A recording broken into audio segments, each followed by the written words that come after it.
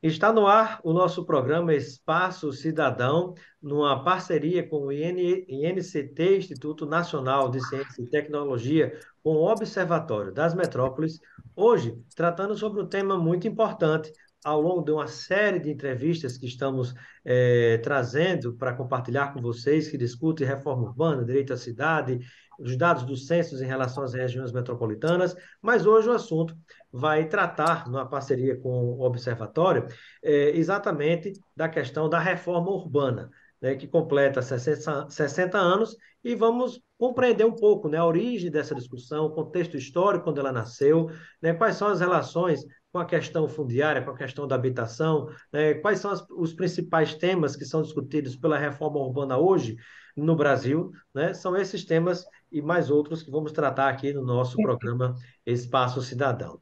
Eu dou boas-vindas inicialmente, né, começando aqui pelas damas, né, a professora Sara França, a professora Sara, que é da Universidade Federal de Sergipe. Seja bem-vinda, professora. Seja bem-vinda também a professora Betânia Alfonsin, que é da Fundação Escola Superior do Ministério Público, né, ela que é de Porto Alegre, e também conosco o coordenador nacional do Observatório das Metrópoles, ele que é professor aposentado da Universidade Federal do Rio de Janeiro, mas atua atualmente, no momento, na Universidade Estadual do Norte Fluminense, né? Também como professor titular. Então, assim, a todos e todas, bem-vindos e vamos aqui direto ao ponto, né? Eu inicio a nossa entrevista pedindo que o professor Luiz César compartilhe conosco, né, uma visão histórica, né, de quando surge, né, esse tema, essa temática da reforma urbana. Até já respondendo a pergunta, o que é reforma urbana? Bom, é um prazer estar aqui com você, Robson, e companhia aqui das colegas Sara e Betânia, e falando sobre esse importante tema, né? São 60 anos de debate na sociedade brasileira sobre um tema que é fundamental para nosso futuro, nosso presente e nosso futuro, né? O tema da reforma urbana tem a ver com o surgimento na década de 60 de um projeto de Brasil que se queria construir naquele momento democrático do governo João Goulart. Nesse momento, com uma perspectiva de promover o desenvolvimento nacional, foi criado o Plano Trienal, e no Plano Trienal havia lá o que depois ficou conhecido como as reformas de base que a sociedade precisava realizar para que, de fato, a gente pudesse ter um desenvolvimento econômico e social que, enfim, resolvesse as questões principais da nação brasileira, né? Eram reformas, a primeira reforma agrária, que fazia parte desse projeto de reforma de base, né? A reforma educacional, que, enfim, queria promover exatamente a inclusão pela educação de grande parte da sociedade brasileira, a reforma fiscal, que era exatamente a questão de promover a justiça fiscal na sociedade brasileira, né? A reforma eleitoral, né? E também a reforma urbana, né? Veja só que nós estamos falando de temas que estão presentes até hoje na agenda social e política brasileira, né? E a reforma urbana fazia parte desse conjunto de concepções, né, de reforma da sociedade brasileira, né, que pretendia resolver três grandes questões que permanecem presentes em nossa sociedade, né? A primeira é a questão do conflito distributivo da sociedade brasileira. Nós sabemos, né, que nós somos uma sociedade com um grau de concentração muito elevado de riqueza, de renda, de oportunidade. Então, naquele momento, esse conjunto de reforma, incluindo a reforma urbana, enfrentava essa questão por diversos ângulos, né? Como o conflito distributivo estava na sociedade brasileira, um conflito democrático, que era promover, de fato, um processo de democratização da sociedade brasileira e a questão do desenvolvimento nacional. Né? Ou seja, a gente ter uma capacidade de uma economia que pudesse promover amplamente estar de todos que estão na sociedade. Né? Esse projeto, no entanto, foi, enfim, paralisado com o golpe de 1964, né? E no lugar da reforma urbana, o que nós tivemos foi um urbanismo conservador, elitista, desenvolvimentista, reprodutor das desigualdades e, ao mesmo tempo, completamente impeditivo da enfim, construção de uma sociedade brasileira. Né? E ficou longo tempo adormecido esse projeto na sociedade brasileira, que retoma nos anos 80, em função da luta pela democracia, a luta contra a desigualdade, né? A luta pelo desenvolvimento nacional, e vai ter um momento bastante importante de retomada institucional política na Constituição de 1988, Robson. Perfeito, professor. E eu gostaria de ouvir a professora Sara França, né, da professora Sara França, um complemento em relação a esse contexto, inicial que trata, né, do próprio surgimento da reforma urbana, né, os passos pelos quais ela passou até que a gente chegue no dia de hoje, onde há outras questões, algumas inclusive semelhantes às da sua origem. Professora Sara. É, nesse sentido, Robson, a gente pode perceber com essa constituinte, né, um princípio muito importante, que foi o cumprimento da função social da propriedade urbana, né, que está atrelado à democratização do acesso à moradia. Né? Também uma outra questão foi a importância da obrigatoriedade dos planos diretores municipais, né, em municípios acima de 20 mil habitantes, integrantes de regiões metropolitanas, como uma forma de controlar o uso e ocupação desses espaços. Né? Mas somo a essas outras questões também, né, a necessidade de pensar numa gestão compartilhada, já que nesse momento a gente já assistia as primeiras metrópoles surgindo no país, né? Então, foi um momento de grande discussão dessas questões, né? A mobilidade urbana também já se acentua como um problema, né? Afinal, as políticas habitacionais da década de 60 a 80 acirraram, né? A extensão do tecido das cidades. Então, essa questão também é um problema bastante latente nesse momento. Perfeito. E agora ouvindo também a professora Betânia Alfonsin, lá de Porto Alegre, ela que é da Escola Superior, Fundação Escola Superior do Ministério Público. Professora, e na sua ótica, né, qual tem sido um dos grandes papéis cumpridos pela reforma urbana ao longo desses 60 anos, né? Ou seja, qual é a participação que a professora, inclusive, tem estudado, sobre o qual tem se debruçado ao longo desse debate? Bom, gente, assim, ó, eu acho que é bem importante nós situarmos que quando a gente fala de luta por reforma urbana, a gente tem que entender que há um modelo que está colocado de urbanização e essas reformas que são propostas, elas justamente trazem uma ideia, né, de transformar o mundo, de imaginação política, de uma outra cidade possível. Né? O Luiz César contextualizou aquele momento ali, né? Mas esse é um processo histórico que foi marcado por mobilização social no Brasil. Né? E, na verdade, essa luta ela vem de longe. A gente tem, mesmo antes do seminário, né, que foi realizado pelo governo brasileiro em 63, junto com o IAB, né, e que trouxe todas essas bandeiras que o Luiz César colocou aqui, né, todo o tema da moradia ser concebida como um direito fundamental, uma responsabilidade do Estado. Se pensou naquele momento que a solução para o problema urbano é a reforma urbana. A Sara comentou, né? É preciso limitar o exercício abusivo do direito de propriedade, mas eu acho que é bem importante nesse começo de conversa, Robson, a gente pensar que isso já tinha antecedentes no Brasil, né? Na verdade, até a lei do inquilinato, na época do Getúlio, ela já trazia uma ideia de combater o rentismo, de que a propriedade tem que atender a função social. Então, eu acho que é bem importante compreender que é um processo histórico e que ele tem recuos, né, como a gente teve, por exemplo, durante o governo militar, que o Luiz César mencionou, né, que as mobilizações foram sufocadas, né? Todo aquele movimento. É bom até a gente pensar o que esse movimento de reforma urbana trazia, né? Junto com a reforma educacional, com a reforma administrativa, com a reforma bancária, com a reforma eleitoral, que incomodou tanto as elites brasileiras, Sem né? dúvida. É pensar num outro país possível. Só para completar a tua pergunta, né? Eu acho que a gente teve, no momento da Constituinte, uma virada, especialmente no que diz respeito ao tema da propriedade, como a Sara colocou.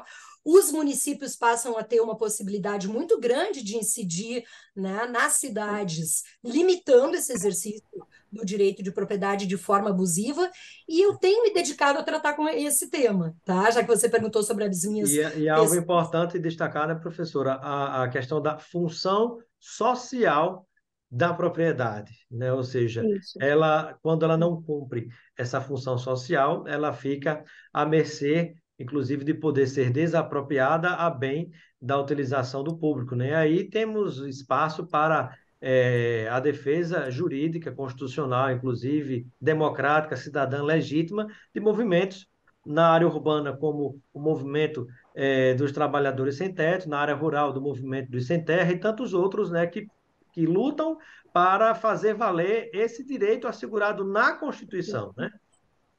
Exato. Assim, esse foi o principal tema da Constituição, né, gente? É o que coloca o capítulo da política urbana de pé, É, as funções sociais da cidade e da propriedade, né? O plano diretor, como a Sara disse, não era a ideia original, mas ele passa a ter esse papel de definir como cada parte da cidade vai atender a sua função social. E, claro, mais adiante a gente vai falar, né, sobre a regulamentação desse capítulo, que foi o Estatuto da Cidade. Acho que podemos falar mais adiante. Sim, perfeito. E mais uma palavra antes de entrarmos sobre a questão do Estatuto das Cidades, uma palavra do professor Luiz César. Qual foi o impacto negativo dessa interrupção ou dessa perturbação, né, que a reforma urbana sofreu durante o período da ditadura militar? Robson, nós temos hoje um passivo na sociedade brasileira que está muito presente nas cidades e decorre desse esquecimento, esse abandono desse projeto da reforma urbana que nasce lá nos anos 60. Né? Hoje nós somos uma sociedade urbana, o que quer dizer que não apenas nós temos mais de 90% da população vivendo nas cidades, né? Mas também o fato de que 90% da população vive em cidades precárias, no sentido das condições necessárias para que a reprodução da vida, a vida dos indivíduos biológica, né, a vida dos indivíduos moral, a vida dos indivíduos social, né, possa existir, né, possa ter continuidade. Né. Nós estamos vivendo agora mais um capítulo da consequência desse abandono, agora aí no Sul. Né? É bem verdade que nós tivemos aí um efeito climático especial, mas isso já não é mais especial porque isso se tornou normal. Né? Essa mudança E climática que O El nós Niño temos. não é de hoje, o El Niño sempre acontece, mas a intensidade Exato. das proporções estão, né, cada vez maiores, Mas, por causa da questão do aquecimento global, né, que se liga à forma como o homem está alterando a natureza para produzir o seu sustento, né? isso encontra uma cidade completamente precarizada em vários aspectos para sustentar a vida, para sustentar a continuidade da vida. Então, nós estamos falando de um tema que tem uma importância muito grande para o futuro societário do Brasil, para o futuro do Brasil como nação. Né? Então, esse abandono, Robson, foi extremamente nocivo, porque nós crescemos enormemente em termos de expansão urbana, trouxemos para a cidade 35 milhões de pessoas num espaço muito curto de tempo, né? E, ao mesmo tempo, não preparamos as cidades para serem um lugar para a reprodução da vida. E, portanto, o tema da reforma urbana tem uma atualidade muito importante para a gente pensar o hoje e o nosso futuro. Perfeito. Professora Sara, e quando nós pensamos no aspecto da reforma urbana, que é a questão da habitação, né, como é que a habitação ela está sendo analisada, sendo vista pelos pesquisadores e pesquisadoras dentro desse contexto que nós falamos, né? Nós sabemos que há a questão de especulação imobiliária, né? Às vezes tem lugares com a habitação absolutamente precária, né? Outros lugares, às vezes, vão encarecendo tanto os valores dos imóveis que empurram as pessoas cada vez mais para longe, inclusive de onde trabalham, isso já impacta na mobilidade urbana e outras questões. Mas como é que, como pesquisadora, a sua pessoa tem se debruçado sobre este assunto? É, bastante. E aí eu queria destacar 4 pontos, tá? O Certo, primeiro ponto é referente à questão da moradia precária, né? Essa urbanização intensa, né, que a gente tem assistido nos últimos anos, como o professor Luiz tão bem colocou, né, tem acentuado cada vez mais a pobreza, né? Então, milhares de famílias não têm moradia digna. Milhares de famílias vivem nas ruas, ocupando espaços públicos. Tem uma concentração muito grande da pobreza em bairros periféricos. Famílias vivendo em áreas de risco, sujeitas às condições climáticas, como alagamentos, desmoronamentos, né? Bairros sem esgotamento sanitário, sem abastecimento de água de qualidade. A pandemia mostrou muito isso quando ela exigia que a gente lavasse as mãos, né? Mas milhares de pessoas não têm acesso à água, né?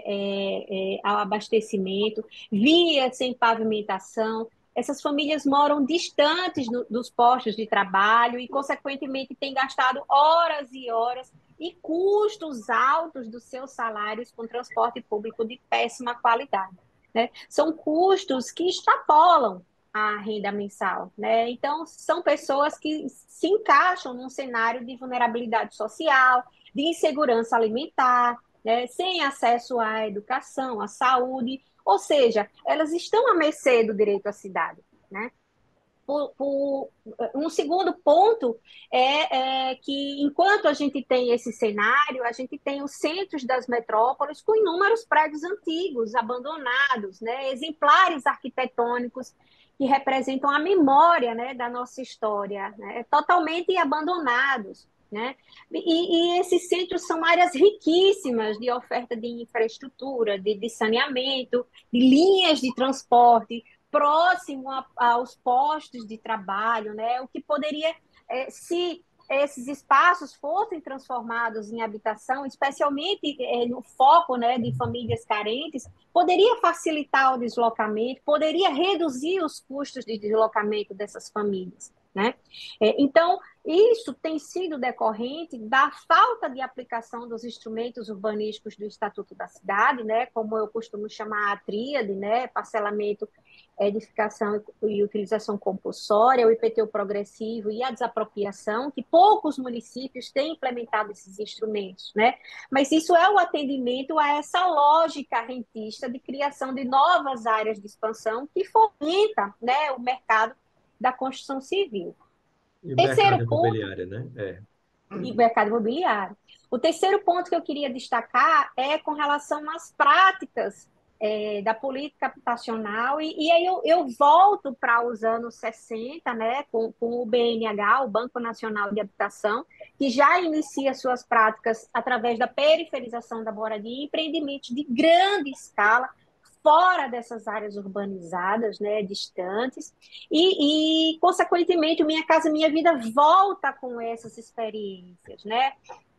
Então, o fomento, a metropolização, a formação de núcleos fragmentados, distantes, as cidades elas estão cada vez mais espraiadas e espraiadas de uma forma bastante precarizada, né? Tudo isso em nome da reprodução do mercado da construção civil, né, da reprodução do lucro, né, a venda, a financiarização da cidade, né? Foi um programa que promoveu protagonismo para o mercado imobiliário sobre as cidades, né? Então, com isso, os novos moradores desses empreendimentos foram prejudicados, né? Novamente, tendo mais despesas com mobilidade urbana. E, por fim, queria destacar essa questão da urbanização extensiva nas metrópoles, apoiadas pelas boiadas urbanísticas dos planos diretores, que promoveram essa ampliação dos limites urbanos dos municípios, né, principalmente nos municípios periféricos da região metropolitana, né, que também permitiram que esses índices de controle do uso do solo fossem ampliados, né, para favorecer essa lógica rentista, né, do capital imobiliário. Né? Então, são formas novas voltadas para o atendimento de famílias de classes econômicas mais elevadas, né? São os condomínios fechados, inclusive associados a redes hoteleiras, né? Apropriando-se das faixas litorâneas, né? Que antes eram espaços de pescadores, de marisqueiras, né? Então, Isso é há um uma espaço que deve ser expulsão, aberto a todos e todas, né, que convivem na cidade, né? um espaço público, né? Passa a Cada ser um vez mais espaço expulsos das privativo orlas, né? e cada vez mais expulsos. Então, isso tem acontecido muito na região do Nordeste, né? Impedindo essa livre circulação, né? Então, eu destacaria esses 4 pontos, né? Que a gente precisa ter atenção, né? A essa formação da cidade, com foco na habitação, para que a gente consiga efetivar esse direito à cidade nas metrópoles brasileiras. Muito bem, antes de passar para a professora Betânia, né, algo interessante, né, essa questão das discussões do plano diretor, né, sempre há alguns prefeitos que não têm essa visão mais do social e do crescimento sustentável, às vezes atendendo a muitos apelos da especulação imobiliária e construção civil, né, muitas vezes constroem áreas que não se deveria construir, aí se critica, né, a área técnica do meio ambiente, dizendo que ninguém quer deixar o país crescer, a cidade crescer, né? E às vezes depois a gente vai ver reportagens na televisão dizendo e o rio invadiu as casas. Espera aí, o rio invadiu as casas ou as casas invadiram os É, rios? Não é? pois é. Será que não foram, né, as construções não aconteceram em lugares que não deveriam acontecer, né, em áreas de dunas e tantas outras coisas, né? É muito comum a gente observar isso nas reportagens hoje em dia. Professora Betânia, eu gostaria de ouvir uma palavra sobre dentro desse contexto de tentativa eh, de regularizar, né, de regularizar a situação, tanto no campo quanto na cidade, mas aqui falamos da reforma urbana, falamos das cidades, né? O que é que mais dificulta essa tentativa de regularização fundiária na sua visão e como é que isso prejudica, né, o todo da reforma urbana? Na verdade, a gente tem essa questão do acesso à terra, Robson, como uma questão crucial no debate brasileiro, né? Ela é uma questão que, como eu disse, né, essa luta vem de longe. Se a gente for pensar os povos originários, né, os escravizados, todos eles também lutavam pela questão do acesso à terra, né? Com esse processo de urbanização que o Luiz César frisou as características, né, que a gente acabou tendo. A Sara também comentou, né? A gente vai ter um deslocamento de pessoas para cidades que não estavam preparadas, né, para receber esse contingente populacional que o Luiz César mencionou aqui. E essas pessoas vão passar a acessar a terra pela via da posse, né? Eu acho que é super importante que a gente compreenda o quanto no Brasil, em que pese, né, a gente ter o direito de propriedade regulado no Brasil desde 1850 com a Lei de Terras, o quanto ele sempre foi uma forma de acesso à terra que privilegiou a população mais rica do país, tanto pela sua origem, né, que tem uma colonialidade muito importante ali na Lei de Terras, onde sesmarias se tornam propriedades, e depois pelo fato de que a principal forma de acessar a terra regularmente no país pela via da propriedade é a herança, ou seja, uma perpetuação da riqueza e o contrato de compra e venda, ou seja, você precisa ter dinheiro para acessar um título de propriedade. Então, E o essas dinheiro que não é posses, pequeno, não é, professora? Porque não. E quando cada você quer e a terra regularizar, é uma fortuna que se paga ao cartório, à prefeitura em termos de taxa, né? E a terra, E a Robson, no terra também Brasil, para você ela comprar, é né? tanto mais cara quanto melhor localizada ela está na cidade e melhor servida de infraestrutura. Então, é uma perversidade muito grande, né? Porque o preço da terra vai aumentando em função das suas características, né? Ela é um bem muito especial, né? Que por não se reproduzir, né? Ela acaba se tornando em alguma medida um bem escasso e cada vez mais caro, né? Como você comenta, isso traz uma série de questões. E as políticas de regularização fundiária, para o caso das cidades, elas foram introduzidas pela Constituição de 88 e depois regulamentadas pelo Estatuto da Cidade. Elas também se ligam ao tema da função social da propriedade, que foi abordado aqui já anteriormente, né? Na verdade, regularizar, por exemplo, uma terra através de uma uso capião é uma forma de punir um proprietário que não deu a essa terra uma função social e reconhecer que um possuidor, né, um posseiro, um morador, deu a ela uma função de moradia. O Estatuto da Cidade fez desta uma ideia-força. O Estatuto da Cidade traz diretrizes relacionadas à regularização fundiária, incluindo titulação, algum título que dê a esse morador segurança no exercício do direito de morar, seja uma propriedade, seja uma concessão de uso, né? Como também trouxe, por primeira vez num texto legal, as zonas especiais de interesse social, trouxe vários instrumentos, né? E a questão da urbanização da terra. Né? Então, é um projeto de cidade que contraria muitos interesses. Né? Ele é Sem dúvida. muito vinculado à ideia de direito à cidade, né? E contraria interesses de especuladores imobiliários, de grandes proprietários de terra, e talvez isso tenha poder explicativo para o fato de o Estatuto da Cidade ter demorado 13 anos, desde a promulgação da Constituição de 88, até que ele finalmente fosse regulamentado. E termino essa Apesar de estar sendo resposta, tão Robson, desrespeitado ainda hoje, né? era o que eu ia dizer. E ainda por cima, mesmo depois de promulgado, né, em função desses recuos que o país tem, o Ministério das Cidades, por exemplo, quando criado pelo governo Lula, lá em 2004, ele foi muito importante para fazer com que os planos diretores fossem elaborados, programas de regularização fundiária em todo o país fossem, né, tivessem uma interlocução com o governo federal, mas a gente teve um recuo grande também, né, além daquele do governo militar, a gente teve o recuo dos governos Temer e Bolsonaro, né?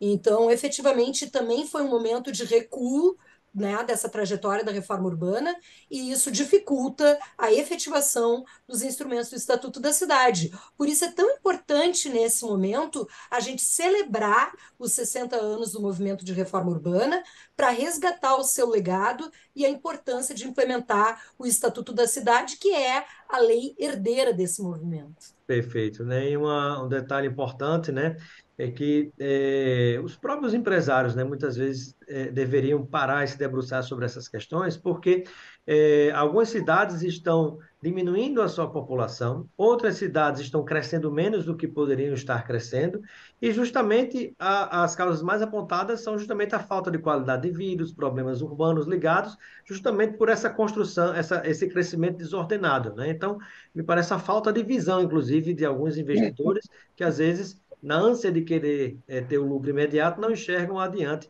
né, o que pode ser feito se a coisa for trabalhada de uma maneira mais sustentável, né, e democrática, acessível a todos e todas.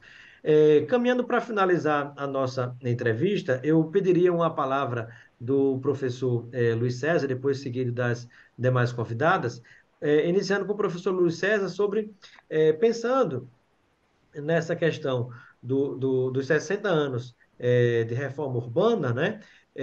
O que é que nós temos a comemorar, né? O senhor poderia citar uma coisa, algo nesse sentido, o que é que a gente pode comemorar apesar de tudo, e de que maneira o Observatório das Metrópoles, né, INCT, ligado ao Instituto Nacional de Ciência e Tecnologia, tem contribuído com essas discussões.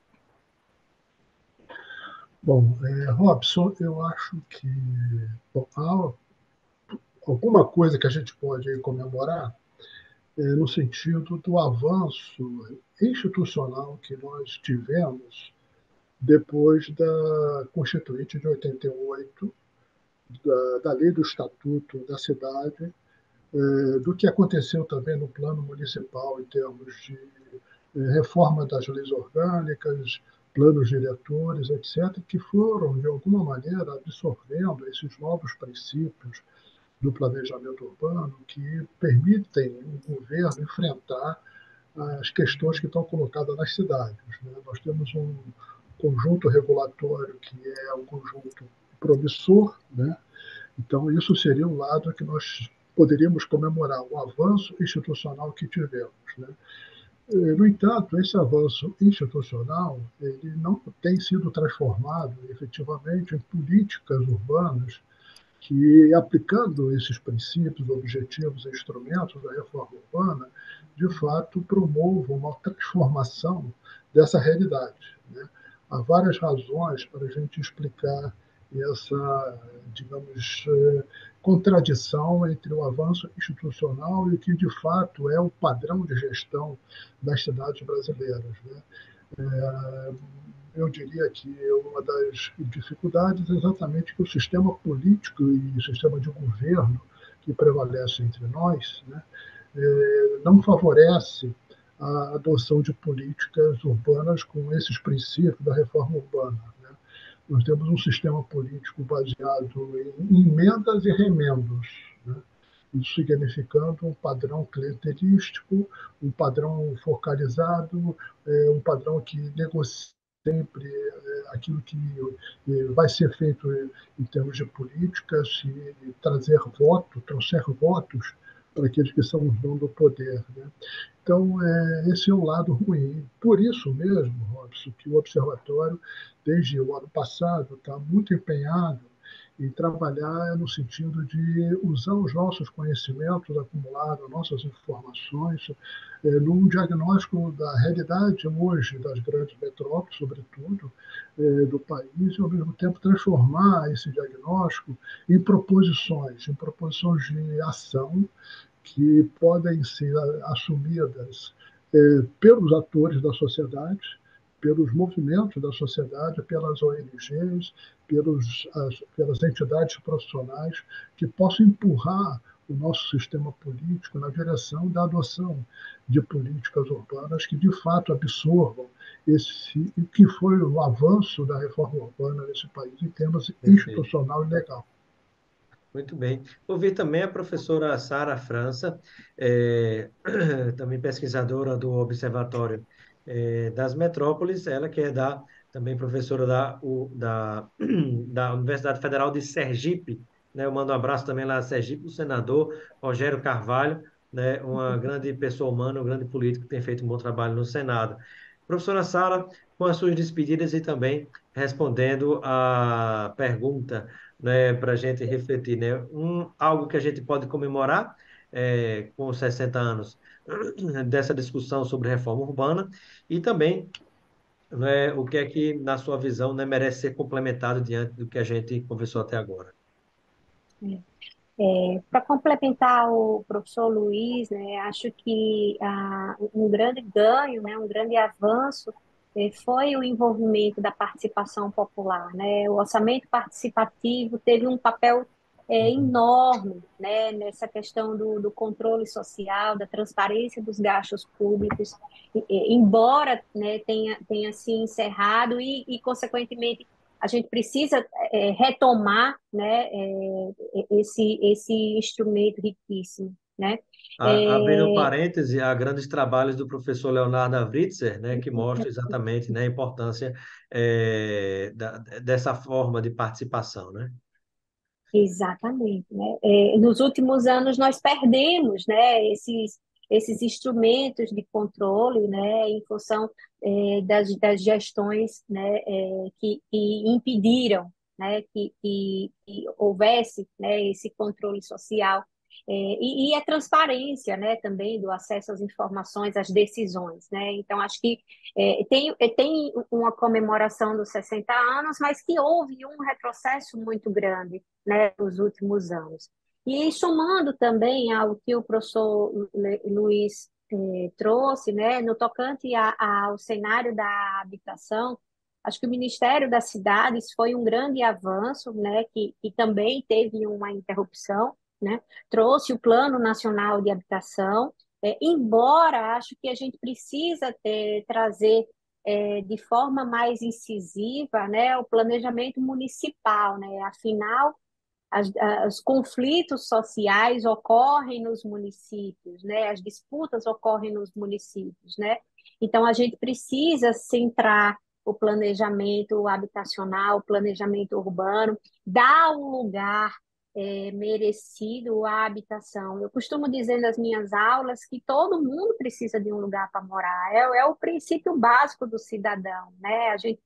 Antes da gente ter antes da gente ir para a escola, né, a gente precisa de um comprovante de endereço, né, para garantir a matrícula, né? A mãe só matricula o filho na creche, né, mediante um comprovante de endereço, né?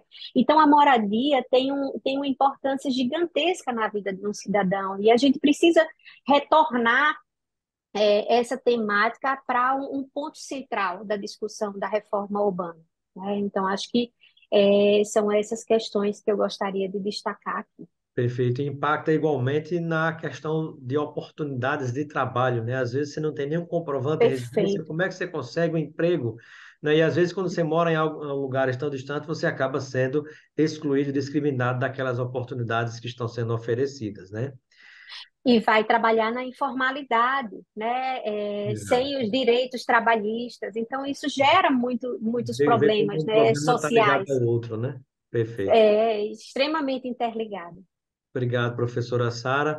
E com as despedidas também, e complementando essa discussão sobre a importância, né, ao longo desse tempo, né, da existência dessas discussões sobre reforma urbana, o que, é que a gente pode comemorar, né, e a importância da participação dos pesquisadores e pesquisadoras do Observatório das Metrópoles, né? Até respondendo o seguinte, professora Betânia, todo o material que vocês produzem, né, nessa enorme rede de pesquisadores em todo o Brasil.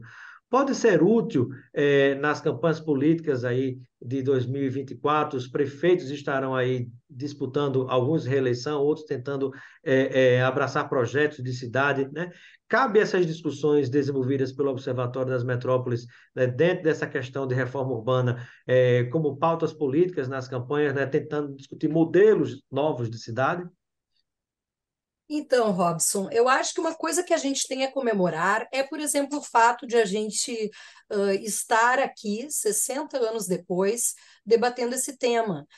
Eu acho que o movimento de reforma urbana é um dos exemplos dessa resistência da população brasileira às muitas formas de autoritarismo que se apresentam, tanto nacionalmente quanto localmente. É muito interessante ver como as lutas por reforma urbana e por direito à cidade, elas se metamorfoseiam ou há uma dimensão instituinte do direito à cidade, porque apesar de ele estar colocado, né, no Estatuto da Cidade como um pacote de direitos urbanos, transporte, moradia, saneamento ambiental, lazer, né, ele cada vez que tem, por exemplo, aqui em Porto Alegre, a gente teve uma ocupação nesse fim de semana e houve uma resistência, houve um apoio da população, uma solidariedade. O prefeito teve que ceder, tirou esse prédio de um pacote de alienação de bens públicos e vai garantir o direito à moradia. Então, a resistência também em relação à reforma urbana, ela é uma das grandes contribuições desse movimento, né? O fato da gente estar influindo nas pautas municipais. O Observatório das Metrópoles, o Luiz César, acho que num outro programa até pode falar disso com muito mais propriedade do que eu, mas é uma rede que já tem 30 anos de atuação, né? Que tem diversos núcleos no Brasil, em diversas metrópoles, e que tem feito esse processo de incidência local de maneira muito assim contínua, né? E com muitas contribuições no plano local. Eu acho que o observatório sempre teve uma preocupação com a função social do conhecimento que produz, né? Essa preocupação de incidir no debate nacional sobre as cidades, ela incide nessa disputa que a gente tem no Brasil, né? Entre os agentes, né? Do capital, enfim, dessa fase do capitalismo, que é uma fase de capitalismo financeirizado, né? Querendo fazer da cidade, né? Um negócio, uma mercadoria, uma fonte, né? Uma fronteira última aí para extrair, né? Riqueza. É muito importante construir um discurso contra-hegemônico sobre as cidades, e o Observatório tem feito isso, né? Talvez a gente possa, Robson, num outro programa, pensar como que é essa agenda, né? Para os municípios agora, quais são as questões da luta pela reforma urbana hoje, por exemplo, né? Eu não sei se a gente ainda tem tempo para debater isso hoje, mas acho que seria bem importante, porque o Observatório tem formulado sobre isso, e no próximo ano, certamente, todos os núcleos vão estar preocupados com essa incidência local, porque é uma orientação, né, da coordenação geral, do comitê gestor, né, da coordenação nacional do Observatório, na figura do Luiz César. Perfeito. Muito obrigado, professor Luiz César, que é professor da UFRJ aposentado e professor titular, continua atuante aí, né? Só se aposentou formalmente, né, professor? Na Universidade Estadual do Norte Fluminense. Agradecendo também a professora Betânia Alfonsin, professora Betânia, que é da Fundação Escola Superior do Ministério Público e é lá do Núcleo de Porto Alegre, e ainda a professora Sara França, que é também presente conosco aqui, professora Sara França, que é da Universidade Federal de Sergipe, né, daquele núcleo do Observatório das Metrópoles. Muito obrigado a todos e todas e até a próxima.